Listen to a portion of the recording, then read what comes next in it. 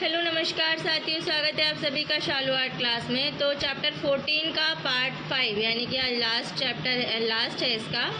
थोड़ा बड़ा था इसीलिए मैंने आराम से थोड़े छोटे पार्ट में इसको आप लोगों को बताया है। जो लोग चैनल पे नए हैं प्लीज़ सब्सक्राइब करके सबसे पहले बेल आइकन दबा लें मेरा कोई भी लेटेस्ट अपडेट, ताकि आप मिस ना कर दें। अब एग्ज़ाम आने वाले हैं तो ज़ोरों शोरों से तैयारी जो है करिए।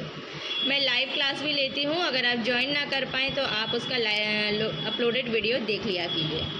चलिए, तो पहला प्रश्न है, विलियम ब्लेक किस बात से जुड़े थे? तो यहाँ पे हमारा ऑप्शन नंबर ए सही हो जाएगा, रोमांसवाद से। अगला प्रश्न है, अति यथार्थवाद के अंतर्गत फ्रोतास पद्धति का किसने आविष्कार किया? तो यहाँ पे हमारा ऑप्शन नंबर सी सही हो जाएगा, मैक्स अर्नेस्ट। अगला प्रश्न है, लेस डेमाई से लेस निम्न में से किसकी चित्र की है? ऑप्शन नंबर सी सही हो जाएगा, पाब्लो पिकासो की। अगला प्रश्न है, फाववाद का जनक कलाकार कौन था? तो ऑप्शन नंबर हमारा डी सही हो जाएगा, फाववाद नहीं, प्रभाववाद का, माय मिस्टेक, प्रभाववाद का जनक कलाकार कौन था? तो दिए गए ऑप्शन में हमारा ऑप्शन नंबर डी क्लोड मोने सही हो जाएगा। अगला प्रश्न है, नीली एवं गुलाबी अवधि किसकी कही जाती है? ऑप्शन नंबर डी सही हो जाएगा, पाब्लो पिकासो की। अगला प्रश्न है, पिकासो ने आधुनिक कला की प्रेरणा किससे ली? ऑप्शन नंबर ए सही हो जाएगा, अफ्रीकी मुखौटों से। अगला प्रश्न है, जंगलवादी कलाकार का नाम बताना है। तो ऑप्शन नंबर हमारा डी सही हो जाएगा, मैटिस या मातिस भी बोलते हैं इनको, हेनरी मातिस। अगला प्रश्न है, autobiography diary of A genius किसकी कथा है, आत्मकथा है? ऑप्शन नंबर बी सही हो जाएगा, सल्वाडोर डॉली की। अगला प्रश्न है, मुर्गा किस कलाकार की मूर्ति है? ऑप्शन नंबर डी सही हो जाएगा, पिकासो की। अगला प्रश्न है, दी मॉर्निंग बाथ का चित्रकार था? Option number B, Degas. अगला प्रश्न है, पोटैटो ईटर्स नामक प्रसिद्ध चित्र किसका है? ऑप्शन नंबर सी, वान गॉग। अगला प्रश्न है, इनमें से घनवादी कलाकार नहीं है, तो कौन नहीं है? ऑप्शन नंबर डी सही हो जाएगा, यानी जेम्स एंसोर घनवादी कलाकार नहीं है, बाकी सब हैं। अगला प्रश्न है, घनवाद कितने प्रकार का होता है? ऑप्शन नंबर ए सही हो जाएगा, 2 प्रकार का। अगला प्रश्न है, द स्टारी नाइट का चित्रकार कौन है? ऑप्शन नंबर डी सही हो जाएगा, विंसेंट वैन गॉग। अगला प्रश्न है, घनवाद में कितने आयाम होते हैं? ऑप्शन नंबर डी, अनेक। अगला प्रश्न है, आधुनिक कला का पिता किसे कहा जाता है? ऑप्शन नंबर ए, सेजान को। अगला प्रश्न है, ब्लू राइडर चित्र किस कलाकार का है? ऑप्शन नंबर सी, कांडिंस्की का। चलिए, अगला प्रश्न है, घनवाद का जन्म वर्ष क्या है? ऑप्शन नंबर बी सही हो जाएगा, 1907 ईस्वी। अगला प्रश्न है, उत्तर प्रभाववादियों में प्रथम चित्रकार कौन था? ऑप्शन नंबर ए, पाल सेजान। अगला प्रश्न है, कियोस में मानव संहार किस कलाकार का चित्र है? ऑप्शन नंबर सी सही हो जाएगा, देलाक्रा। अगला प्रश्न है, किस वाद को इंद्रधनुषीय वाद के नाम से पुकारा गया? ऑप्शन नंबर सी सही हो जाएगा, प्रभाववाद। अगला प्रश्न है, चित्रकार का कार्यकक्ष किस कलाकार का व्यंग चित्र है? ऑप्शन नंबर ए सही हो जाएगा, पूर्वे का। अगला प्रश्न है, दृष्टि दोषपूर्ण चित्रण, रंगों का पागलपन, मन मौज, यह टिप्पणी किस समूह के लिए की गई थी? ऑप्शन नंबर हमारा डी सही हो जाएगा, फाववाद के लिए। अगला प्रश्न है, पिकासो का कालखंड कब से कब तक का था? तो हमारा ऑप्शन नंबर ए, 1881 से 1973 सही हो जाएगा।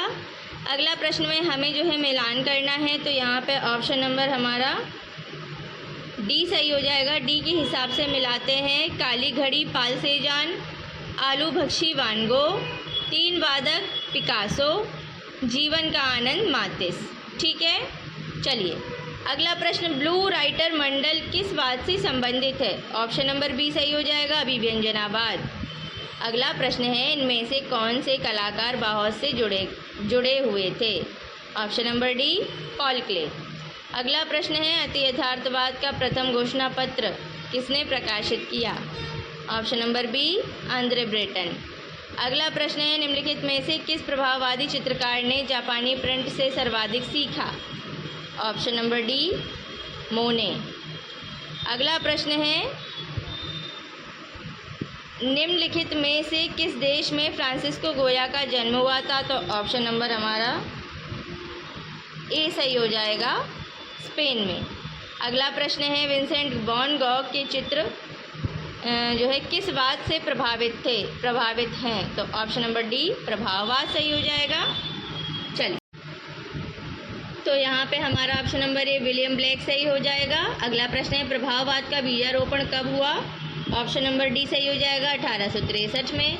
अगला प्रश्न है, फाववाद के प्रमुख चित्रकार कौन है? ऑप्शन नंबर डी सही हो जाएगा, यानी कि मातिस और जो है ब्लार्मिक देरे, ये सभी हैं। ठीक है, चलिए अगला प्रश्न है, यहाँ पे जो है कथन ए पॉल गॉगिन ने वुड कट और एचिंग दोनों किए, तर्क आर, लेकिन पॉल गॉगिन एक चित्रकार थे और प्रिंट मेकिंग का अभ्यास भी किया। तो यहाँ पे जो है हमारा कौन सा ऑप्शन सही हो जाएगा? ऑप्शन नंबर सी, यानी कि ए और आर दोनों सही हैं। चलिए अगला प्रश्न है, पिकासो द्वारा निर्मित बूढ़ा गिटार वादक चित्र डैश की पेंटिंग है, किसकी पेंटिंग है? ऑप्शन नंबर बी सही हो जाएगा, ब्लू पीरियड की।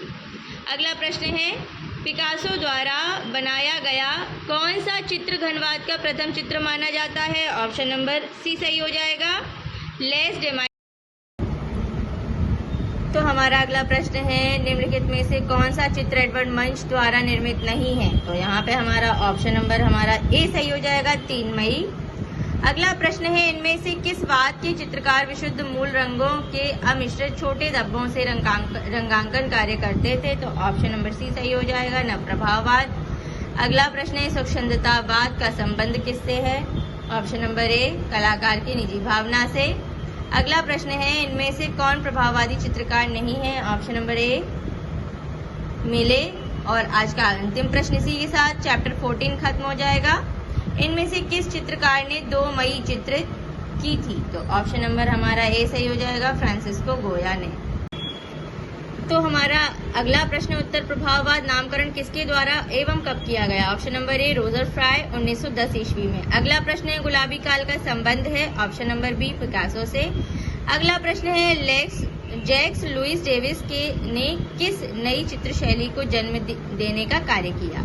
तो यहाँ पे हमारा जो है ऑप्शन नंबर सी सही हो जाएगा, नवशास्त्रीयवाद। अगला प्रश्न है, प्रभाववाद का मुख्य तत्व क्या है? तो ऑप्शन नंबर डी सही हो जाएगा, प्रकाश का बदलता रंग। अगला प्रश्न है, किन चित्रों में स्वप्न और यथार्थवाद को दिखाया गया? ऑप्शन नंबर बी अति यथार्थवाद सही हो जाएगा।